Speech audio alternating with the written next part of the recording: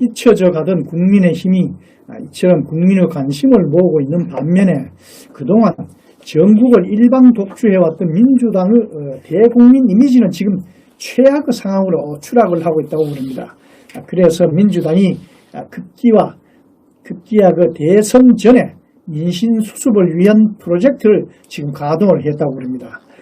여야의 뒤바뀐 그 민심 현상, 우리 대표님은 어떻게 보고 계십니까? 저도 뭐 여당을 그 천당 지역을 많이 왔다 갔다 했었죠. 그런데 제가 이 여당에서 야당되고 또 야당에서 여당되고 하는 그런 상황들을 이렇게 살펴보면 이번에 서울시장 보궐선거나 부산시장 보궐선거처럼 한번 추락한 이미지를 다시 되돌리는 것은 거의 불가능해 보인다라는 말씀을 제가 드릴 수 있습니다. 우리 대선 정치판에 여러 가지 그동안 묵시적으로 암묵적으로 사람들이 동의하는 것들이 있어요. 그 중에 여당에서 가장 여당이 생각하기에 유리한 그동안 판의 관행이라 그럴까 관습이라 그럴까 이거는 10년 주기론이거든요. 여당이 10년 하면 여당이 10년만 하면 그러니까 2번 하고 내주고 여당이 2번 하고 내주고 예를 들면 여러분이 잘 아시다시피 김대중 노무현 2번 하고 그다음에 박근혜 이명박 2번 했고 이제 문재인 또 한 번 누군가는 한 번 더 할 것이다. 그래서 10년 주기설을 주장하는 분들이 있습니다. 뭐 나름대로 일리가 있는 거고요. 지금 더불어민주당이 그나마 이런 지금 굉장히 어려운 속에서도 한 번 더 자기들에게 기회가 있을 것이다 생각하는 가장 큰 이유가 이 10년 주기설이죠. 김대중 대통령 말기에 아들들 몽땅 다 구속되고 엄청나게 후유증이 많이 있었죠. 그랬음에도 불구하고 노무현이라는 새로운 인물을 등장시킴으로 해서 정권이 5년 더 연장이 됐었거든요. 물론 김대중과 노무현과는 얼마만큼 정치적인 그런 연결고리가 있느냐 이거는 또 우리가 살펴봐야 됩니다만 어찌되었든 여당은 그것에 기대를 하고 있습니다. 그런데 그 10년 주기설보다 더 센 정치판에 있어서의 패러다임이 있는데요. 그건 뭐냐 하면은 한 번 추락된 이미지는 특히 여당으로서 추락된 이미지는 결국은 선거에 져야만 그 추락된 이미지가 다시 패족을 통해서 패족이라는 그런 칭호를 받고 그 다음에 다시 잘할 수 있는 가능성들이 만들어지는 것이다. 뭘 말하는 거냐면 정치인은 피를 봐야 된다는 거죠.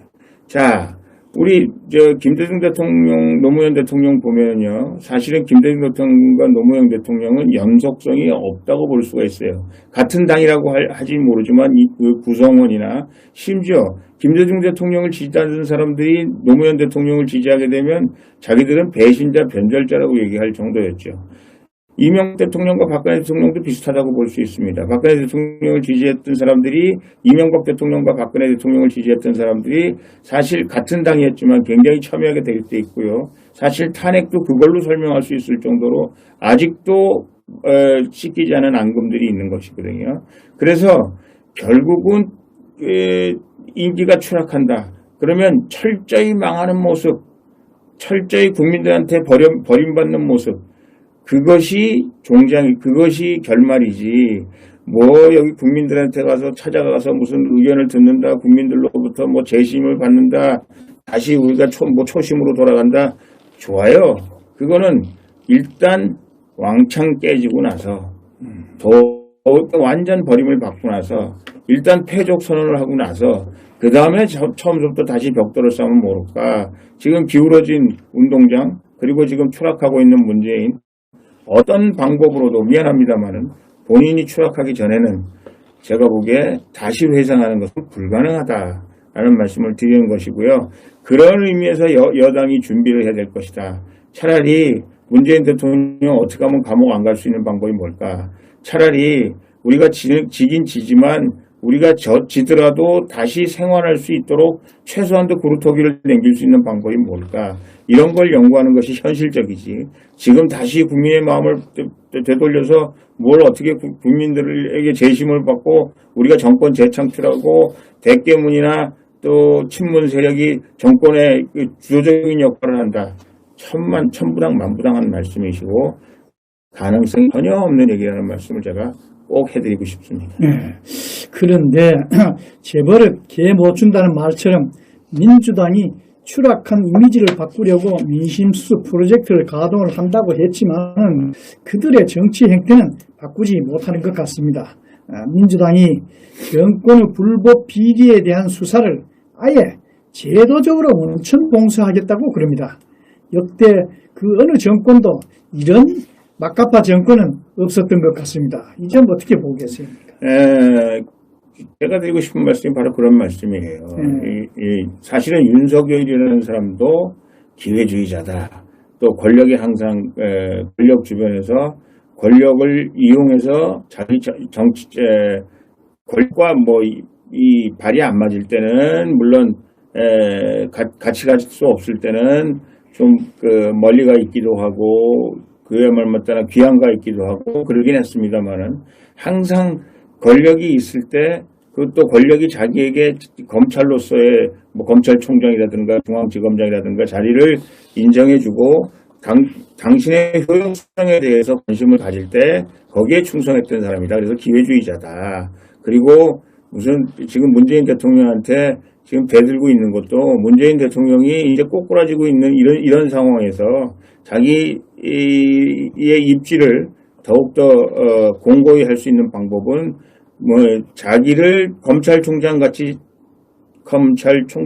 만들어준 문재인 정권이지만 그 정권이라도 자기가 필요 없다고, 자기가 그 정권에 더 이상 덕볼 것이 없고 그 정권과 같이 붙어 있다가 자기까지 망할 수 있는 가능성이 있다면 과감하게 포기하는, 그래서 그런 의미에서는 대단한 사람이고 엄청난 기회주의자다 이렇게 얘기할 수 있는 거죠. 예를 들면 홍문정이라는 사람은 박근혜 대통령이 좋은 평판을 받건 나쁜 평판을 받건 또 국민들에게 버림을 받건 박근혜 대통령 그림자를 어떻게 하든지 그것에 대해서 자기가 책임지고 박근혜 대통령의 공과에 대해서 공은 공대로 과는 과대로 책임지는 모습, 이것이 이른바 우리 정치인들이 같이 정치했던 사람들이 지켜야 될 최소한도의 덕목이고 신이다. 그러나 윤석열 같은 사람은 그런 것이 없는 사람이다. 김호수라는 사람도 똑같은 사람이라는 거죠. 아시다시피 김호수라는 사람은 옛날에 노무현 대통령 조사할 때 얼마나 검찰이 잘한다고 했습니까?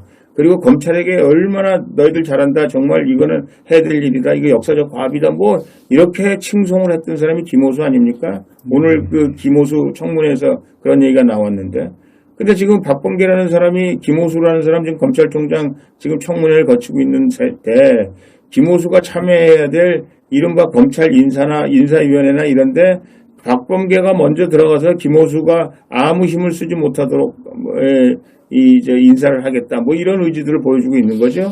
더 나아가서는 총장한테 허가를 받지 않고는 수사를 못한다. 그 다음에 더 나아가서는 장관한테 허가를 받지 않고는 수사를 못한다. 이런 법들을 만들고 그런 관행들을 만들어 놓으려고 생각하는데, 첫 번째, 김호수라는 사람 제가 까티합니다. 만약에 문재인 정권이 바뀌면 그 양반이 문재인 정권이 바뀌어도 검찰총장으로 남아있을 때 문재인 정권에게 천부당 만부당 하신 말씀입니다. 절대 그렇지 않다. 그 사람들은 또다시 자기들 밥 줄 사람, 자기들이 필요한 사람에게 딱 달라붙어서 자기의 권력을 유지하고 검찰이 비상하려고 노력할 것이다. 라는 것을 꼭 기억해 두십시오. 문재인 정권, 이렇게 분명히 말씀드리고 싶고요. 지금 법무부 장관이 어떻게 하면 안 된다, 무슨 검찰총장이 어떻게 하면 안 된다, 그거 다 박범계라는 사람이 정권 바뀌어도 계속 법무부 장관 할 것 같습니까? 검찰총장이 김호수가 됐건 누가 됐건 자기네 편이었던 사람 검찰총장 시보하면 그 사람이 계속 충성할 수 있을까요? 모르겠어요. 이성윤 같은 사람. 문제가 많아서 도저히 다른 정권에서는 발탁이 될 가능성이 없다든지, 아니면 자기 자신의 문제 때문에 자기가 정권을 지켜주지 않으면 자기까지 추락할 가능성이 있다든지, 이런 사람이 검찰총장이면 모르겠을 때 어떤 사람을 넣어도 결국은 이 정권이 떨어지고 정권이 국민들한테 외면받을 때 그 사람을 지켜줄 사람은 아무도 없습니다 하는 말씀을 드리고요. 해놔 보세요. 국민들 속상하시죠? 그러나 기다리세요. 걱정하지 마세요. 아무리 지들이 뭐 10커플, 100커플 자기들이 방어막을 쳐놔도요. 그 정권 뺏기고 국민의 분노가 치솟으면 할 수 없습니다. 깜빵 가는 수밖에 없어요. 문재인 대통령도 가시는 수밖에 없습니다. 하는 말씀을 제가 아니 드릴 수가 없어요. 예, 윤석열 총장에 대한 그 말씀을 많이 해 주셨습니다만 이번에는 대선 후보들의 움직임을 한번 살펴보겠습니다. 야권의 유력 대선 주자인 윤석열 전 총장이 오는 6월 초 현충사에서 출마 선언을 할 것이라고 지금 언론 보도를 통해 지금 알려지고 있습니다. 여권의 빅2 후보들의 발걸음도 또한 바빠지고 있는 것 같습니다. 그리고 국민의힘 당이 야권의 후발 주자인 김동연, 최재형 이 두 사람에 대한 가두리 전략도 점차 지금 가시화되고 있는 듯합니다. 이 점 어떻게 보고 계십니까? 윤석열 후보는 이제 신선미가 많이 떨어지기 시작했고요. 예. 국민들이 좀 지루해하기 시작했고, 윤석열에 대한 아까도 말씀드렸지만 기회주의자였다. 결국은 검찰에 의한 검찰의 윤석열이 과연 대한민국을 위한 대한민국의 대통령 윤석열이 될 수 있을까에 대해서 퀘스천 마크를 붙이기 시작했다. 저는 이분이 정치권에 들어오는 순간 엄청나게 많은 그 공세를 온몸으로 헤쳐나가야만 하고 그 공세 속에서 제가 보기에는 그 지지율을 계속 지킨다는 것이 거의 힘들어 보인다 라는 말씀을 드립니다. 제가 많은 국민의힘의 그 국회의원들을 만났어요. 이구동성으로 하는 얘기가 있습니다. 윤석열 들어와야 된다. 국민의힘에. 근데 윤석열을 대통령 후보 만들어야 된다. 이렇게 생각하는 사람들이 상상으로 적었다는 거. 어떻게 하든지 윤석열이라는 사람을 포함시켜서 윤석열이라는 사람을 불쏘시개로 삼아서 더 좋은 후보들을 만들어내야 되겠다. 이렇게 생각하는 거죠. 사실 뭐 김동연이라는 사람은 과연 여당 후보인지 야당 후보인지 아직 확실치 않은 사람이긴 하고요. 이분이야말로 행정공무원이었고 정치적 중립이었고 또 어떻게 보면 이분이 우리가 말하는 그냥 이분법적으로 말하면 이분이 좌파 성향을 가지고 있는 사람인지 우파 성향을 가지고 있는 사람인지도 잘 모르겠어요. 그러나 이가 어쨌든 거론되고 있고 왜냐하면 이분 입장에서는 본인이 좌파 성향을 가지고 있건 우파 성향을 가지고 있건 더불어민주당 경선에 뛰어들어가 봐야 더불어민주당 경선에서 이길 가능성 거의 없고요. 지금으로서는. 뭐 친문 세력이 다 달라붙어서 뭐 어떻게 하면 또 모를까. 이건 그렇게 만만치 않고요. 첫 번째는.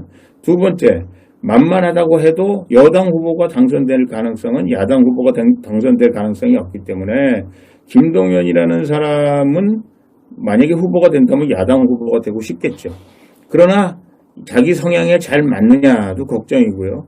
또 야당 후보로서의 문제점은 뭐냐면 과연 김동연이라는 사람이 지금 이제 후발 주자로 시작해서 지금 국민의힘 당대표 경선을 봐도 압니다만은 예를 들면 여당은 친문 세력이니 반문 세력이니 해서 누구를 무등 태울 수 있는 기본적인 세력들이 있어요. 우리가 이렇게 업으면 최소한도 후보로서 그 역할을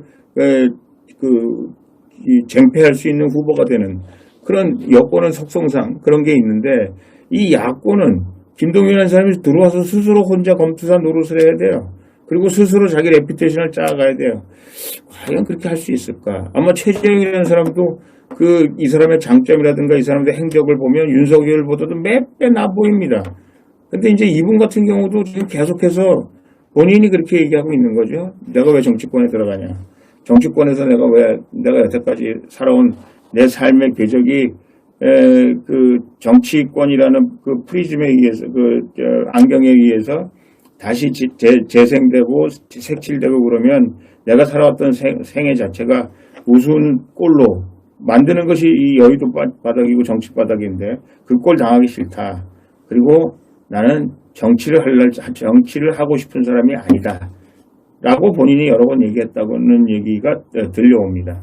그러니까 이 두 현상은 뭐냐. 윤석열에 대한 이제 짜증나기도 하고 또 여러 가지로 걱정되기도 하고 그렇기 때문에 또 윤석열이 아니면 만약에 여기도 추락해버리면 다음에 또 우리가 다음 대타자로 우리가 세울 사람이 있어야 되지 않겠는가 해서 그런 사람들이 세워지고 있는 거고요. 더 나아가서 뭐 홍준표가 됐건 유승민이 됐건 원희룡이 됐건 뭐 이른바 지금 대선 후보라고 하는 사람들도 그 윤석열과 때를 맞춰서 전당대와 때를 맞춰서 이제 기지개를 하고 있습니다만은 그분들이 지금 홍준표 정도는 모르겠습니다, 솔직히. 나머지는 그 대권 후보로서의 역할을 제대로 할 수 있을까라는 생각을 하고 있고요. 제가 항상 말씀드립니다만 이번에는 야권이 단합한 후보를 내면은 무조건 정권 재탈환이 가능하다. 저는 그렇게 생각을 합니다. 그래서 이번에 야권의 후보는 모든 걸 다 덮어야 돼요. 딱 하나, 문재인을 끌어내린다. 이거에 우리가 초점을 맞추고 문재인 끌어내리는 아주 기본적인 큰 나라를 운영하는 틀에 있어서 우리가 동의할 수 있고 문재인 대통령을 끌어내리는 확실하고 분명히 끌어내릴 수 있는 그런 야권의 후보를 우리가 선발하고 만들어내는 것이 중요하다 이렇게 생각하고요. 제가 항상 말씀드립니다만 지금 이른바 김동연, 최재형까지도 다 김동연, 최재형은 뭐 그 공무원이었으니까 그렇다고 합니다만은 지금 나와 있는 모든 후보들이 이 탄핵, 박근혜 대통령 탄핵에 윤석열 탄핵 검사고요. 홍준표, 박근혜 대통령 당에서 쫓겨난 사람이고요.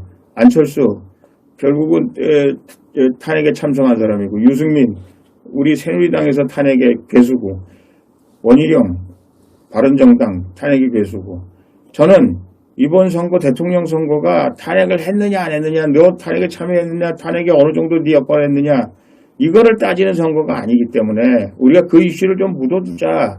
거기에 동의합니다.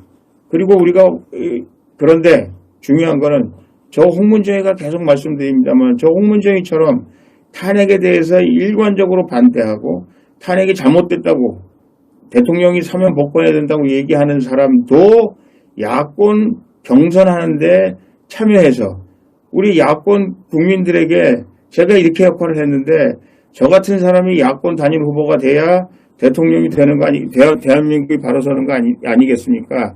최소한도 문재인 대통령 끌어내리는데 가장 제대로 된 역할을 할 수 있는 사람이 태극기도 알고 국민의힘도 알고 그리고 이 모든 사람들을 아우를 수 있는 포용력 있는 통큰 리더십을 갖는 새로운 최소한도 생각이 저와 비슷한 사람들이 야권 후보로 등장을 할 때 야권 후보가 통합된 후보를 낼 수가 있고 더더군다나 선거에서 이길 수 있다라는 말씀을 제가 드리는 겁니다. 예, 지금까지 그 대표님께서 그 대선 후보들에 대한 분석을 해 주셨습니다만 이번에는 민주당이 대선 전략의 일환으로 야권 대선 주자들에 대한 이미지를 분석한 결과를 공개를 했습니다. 대결 능력을 비교해 보기 위한 전략이 아닌가 싶습니다만은 민주당의 대선 후보 분석 공개 대표님은 어떻게 보고 계십니까? 자, 야권 면접조사 이렇게 해가지고 우선 윤석열 총장에 대해서 이미지 조사를 했어요. 이걸 더불어민주당이 한 겁니다. 윤 총장은 강인하다, 강직하다, 카리스마가 있다, 원칙주의다. 뭐 이런 긍정적인 평가가 있다. 반면에 정치 경험 부패, 권력 추구, 기회주의자, 비일관적이라는 부정적 평가 동시에 나왔다. 이거는 제가 보기에는 더불어민주당이 결국은 앞으로 윤석열이라는 사람이 대통령 후보로 나설 때 자기들이 어떻게 윤석열을 공략하겠다라는 것을 설명한 거나 마찬가지다. 저는 그렇게 생각을 합니다. 또 안철수 대표에 대해서는 똑똑하다, 개혁적이다, 생존력이 강하다 이런 긍정적인 이미지를 그려놓고 또 그런 반면에 우유부단하다, 지지 세력이 부족하다, 감정적이다, 기회주의자다 이런 부정적 이미지를 덧칠해 놨습니다. 뭐 오세훈 서울시장은 대통령 후보 글쎄요 하여간 거만하다, 꼭두각시다, 비리다, 젠틀하긴 하나, 이런 식 성적표를 냈고요. 이 홍준표 의원의 경우 우리가 알다시피 시원하다, 근데 꼰대, 막말, 고인물, 구시대적 이미지 뭐 이런 거 있습니다. 그리고 뭐 유승민에 대해서는 배신자라는 딱지를 딱 붙여놨고요. 그 뭐 이런 것들을 보면 민주당에서 그동안 공부는 많이 한 것 같고요. 그러나 뭐 공부해봐야 우리가 느끼는 거나 거의 비슷하게 느끼는 거일 수 있습니다. 이제 민주당이 이것을 우리가 뭐 이런 것들에 대해서 자기들이 공개적으로 내놨다는 거는 우리가 어떤 후보를 선택할 때 우리가 그럼에도 불구하고 이렇게 돼야 되죠. 예를 들면 뭐 윤석열을 선택한다. 저는 뭐 그것이 굉장히 그 가능성이 낮다고 보는 사람 중에 한 사람입니다만은 국민의힘에서 하여간 어찌되었든 윤석열이라는 사람을 만약에 한다면 기회주의자이지만 그래도 뭐 카리스마가 있어서 한다든지 아니면 뭐 홍준표는 뭐 꼰대 같긴 하지만 뭐 시원시원해서 한다든지 하여간 뭐 이런 것들이 필요하지 않을까. 이런 우리가 그런 전략들을 우리가 어떻게 해소하느냐 하는 문제들에 대해서 좀 생각해 볼 필요가 있다. 저는 그렇게 생각합니다. 네. 그리고 오늘 그 문재인 대통령이 그 5당 대표를 청와대로 초청을 해서 한미 정상회담의 그 성과를 설명하고 초당적인 협조를 당부했다고 합니다. 오늘 회담 혹시 뭐 결과에 대해서 들어보셨습니까? 뭐 이게 참 그렇긴 해요. 그 야당한테 그 좋은 말 들을 수가 없는 거죠.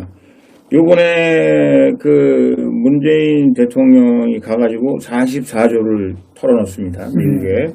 그리고 44조를 털어놓고 김기현 원내대표의 표현에 의하면은 결국은 돈은 44조 넣었는데 약속 5원만 받아가지고 왔다. 불확실한 약속 5원만 받아가지고 왔다. 이렇게 얘기를 하고 있어요. 사실 그렇습니다.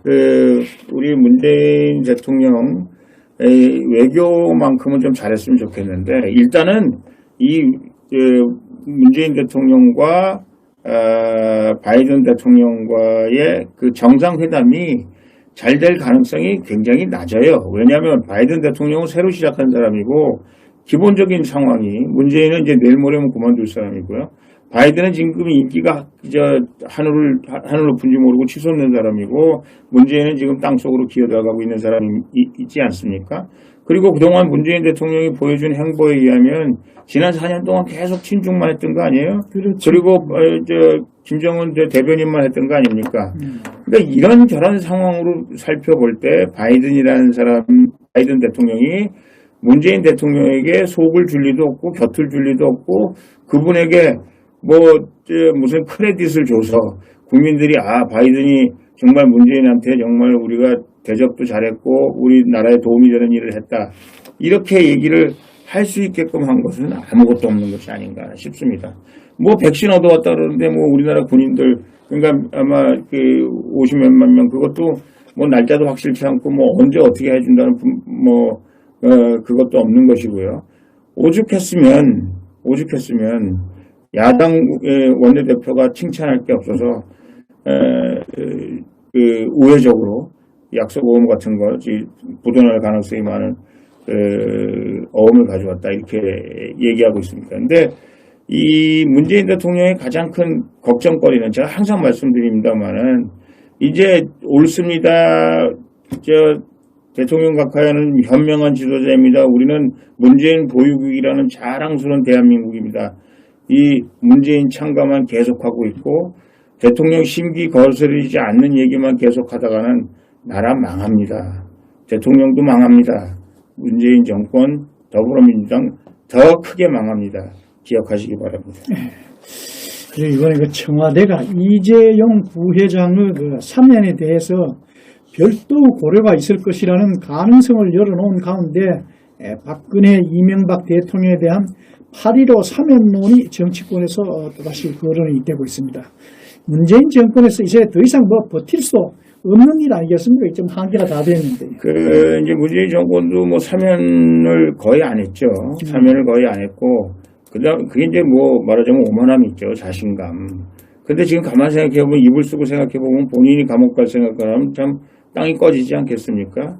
그래서 이낙연을 시켜서 모두 얘기해보고, 지금 박지원인, 이제 다 알려진 사실이니까, 종교계 인사들을 통해서, 박근혜 대통령 사면을 좀 진정을 해라 뭐 어쩌라 뭐 이런 얘기들을 박지원 국정원장이 했다고 하는 걸로 봐서 이 사람들이 굉장히 다급해진 것만은 사실이다. 그런데 제가 보기엔 이제 이 가장 큰 문제점이 대깨문들 문제죠. 대깨문들 문제. 그러면 박근혜 대통령을 사면하면, 이재용을 사면하면, 뭐 이재용 자기들이 이른바 그 촛불 쿠데타 이것이 폄하가 되고 역사적으로 폄하가 되고 결국은 권력 찬탈한 문재인 대통령이라는 그런 오명을 뒤집어 쓸 가능성이 있다 생각해서 끝까지 그것을 해서는 안 된다고 말하는 강성 대깨문 친문 세력들 때문에 고민을 하고 있는 것이 아닌가 그런 생각이 듭니다. 그러나 지금 이재용 같은 경우는 지금 외국에서 보면 진짜 웃기는 일이거든요.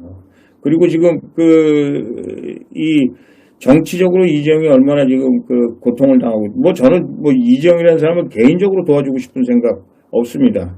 죄를 졌으면 대기업 총수아니라 하랩이라도 그 대가를 죄값을 치러야 되죠. 그러나 이거는 어떻게 봐도 결국은 박근혜 대통령을 얽어넣기 위한 그런 방법으로 이재용이라는 사람이 희생양이 된 거는 사실이거든요. 그리고 솔직히 말해서 말을 주기를 했습니까? 뭘 했습니까?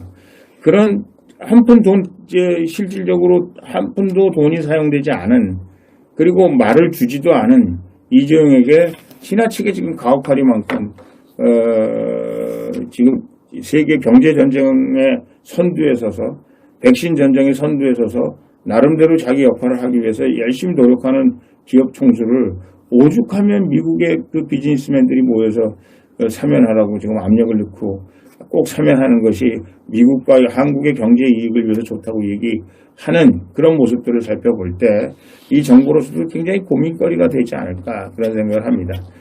저는 이렇게 생각합니다. 어차피 이재용이나 박근혜 대통령 사면이나 이거 한다고 해서 자기들이 엄청나게 무슨 큰 국민적인 환호를 받지 못하고 또 자기 지지 세력들로부터 그 돌림방을 당할 가능성이 있다. 이 바보 같은 놈아 왜 했냐. 그럼에도 불구하고 안 하는 것보다는 하는 것이 정권 말기에 본인들 굉장히 좋다. 본인들 아님에게도 좋고 본인들이 나중에 줄줄이 굴비 끌리듯이 잡혀갈 때 그때 우리가 그나마 그래도 우리가 사면을 베풀고 우리들이 도와주지 않았냐. 제가 말씀드렸잖아요. 문재인 대통령 상갓집에 어머님 상갓집에 가서 제가 왜 대통령에게 좀 너무한 거 아니냐 그랬더니 내가 의자도 넣어주고 내가 병원도 보내주고 나처럼 신경 쓰는 사람이 어디 있는데 이딴 식으로 문재인 대통령이 얘기했다고 제가 말씀드렸잖아요. 이거는 그 당시 언론에 보도도 되고 제가 직접 가서 한 얘기이기 때문에 제가 자신있게 말씀드릴 수 있는데 그런 의미에서라도 문재인 대통령은 해야 된다. 단지 우려가 되는 거는 여기다가 이 사면하면서 한명숙, 이석기 이런 사람들 막 집어넣어가지고 결국은 지들의 그 입맛에 맞는 사람들을 사면해서는 안 될 사람들도 사면하는 그런 결과를 초래할까봐 또 걱정이 되기도 합니다만은 제가 보기에는 고민은 깊을 것이다. 그러나 지금 초기에 대깨문이나 아니면 문재인 대통령의 그 탄핵에 대한 아주 강팍한 마음 도저히 본인들 말로는 용서할 수 없다고 얘기하는 그런 탄핵의 정당성 이런 것들이 이제는 자기 스스로를 생각해서도 물러날 수밖에 없는 한 걸음 뒤에서 객관적으로 판단하고 또 관용을 베풀 수밖에 없는 또 관용할 수 있는 시간도 별로 없고요. 또 타이밍을 놓치면 국민들로부터 오히려 더 질책을 받을 수도 있기 때문에 고민은 깊어가고 있을 것이다 라는 말씀을 드립니다. 예, 오늘 저희 방송 스튜디오 기기 사정으로 인해서 시간이 많이 소요된 것 같습니다. 방송이 고르지 못한 점 다시 한번 사과를 드립니다. 지금 이제 대표님 마무리 말씀 듣고 오늘 대담을 마치도록 하겠습니다.